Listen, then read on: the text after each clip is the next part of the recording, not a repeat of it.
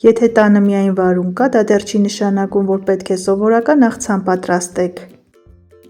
Անհավատալի է, որ նման շքեղ աղցան կարելի է ստանալ ընդամենը մեկ հիմնական բաղադրիչով, գաղտնիքը օգտագործվող համեմունքների մեջ է։ Տեսքը գեղեցիկ, համը անթերի, դե եկեք միասին պատրաստենք։ Մեզ անհրաժեշտ է 3 հատ երկար վարունգ, հեռացնում ենք ծայրերը, մեկումեջ կեղևազատում ենք և բաժանում ենք այսպես երկար կտորների։ Այս հարցում մեզ կօգնի գազար և կարտոֆիլ մաքրելու համար նախատեսված դանակը։ Վարունգի միջուկները չենք օգտագործում, հաշված րոպեներ և գործը գլուխ է գալիս։ Վարունգը լցնում ենք համապատասխան տարայի մեջ և ավելացնում ենք համեմունքները, որոնք այս աղցանը յուրահատուկ են դարձնում։ Կօգտագործենք 2 ճաշի գդալ հատիկավորման անեղ, 1 ճաշի գդալ թարմ կիտրոնի հյութ, 1 ատամիկ սխտոր և կես թեյի գդալ պապրիկա։